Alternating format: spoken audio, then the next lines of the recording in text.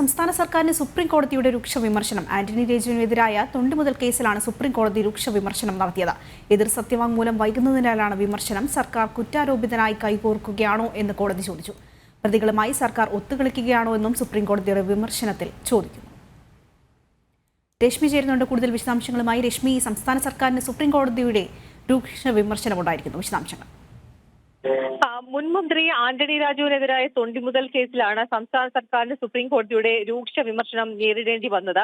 കേസിൽ സംസ്ഥാന സർക്കാർ മറുപടി നൽകാത്തത് വളരെ ഗൗരവമായി കാണുന്നു എന്നുള്ളതാണ് ഈ ബെഞ്ച് നിരീക്ഷിച്ചത്. പ്രതിയുമായി സർക്കാർ ഒത്തുകളിക്കുകയാണോ എന്നുള്ളതാണ് കോടതിയുടെ ചോദ്യം. എല്ലാ വസ്തുതകളും വ്യക്തമാണെന്നിരിക്കെ കേരളത്തിന് ഇനി എന്ത് മറുപടിയാണ് നൽകാനുള്ളതെന്നും കോടതിയുടെ ഭാഗത്തു നിന്ന് ചോദ്യമുണ്ടായി. സത്യവാങ്മൂലം നൽകാൻ കേരളത്തിന് കോടതി കർശനമായിട്ടുള്ള നിർദ്ദേശമാണ് നിലവിൽ നൽകിയിരിക്കുന്നത്. വിദേശി ഉൾപ്പെട്ട ലഹരി മരുന്ന് കേസിലെ തൊണ്ടിമുതലായ അടിവസ്ത്രം മജിസ്ട്രേറ്റ് കോടതിയിൽ മാറ്റി നൽകി തെളിവ് നശിപ്പിച്ചെന്നാണ് ആന്റണി രാജുവിനെതിരായ കേസ്. പുനരന്വേഷണത്തിന് ഹൈക്കോടതി ഉത്തരവിട്ടതിനെതിരെയാണ് ആന്റണി രാജു സുപ്രീം കോടതിയിൽ അപ്പീൽ നൽകിയത്. കഴിഞ്ഞ നവംബറിൽ നിർദ്ദേശം നൽകിയിട്ടും കേരളം ഇതുവരെ മറുപടി നൽകാത്തതാണ് കോടതിയെ ഇത്തരത്തിൽ ചൊടിപ്പിച്ചത്. സർക്കാരിന് ഈ ഒരു പ്രതിയുമായി ഒത്തുകളിക്കുകയാണോ സർക്കാർ, എല്ലാ ഒത്താശയും ചെയ്തു കൊടുക്കുകയാണോ എന്നുള്ള തരത്തിലാണ് കോടതി രൂക്ഷ വിമർശനം ഉന്നയിച്ചിരിക്കുന്നത്.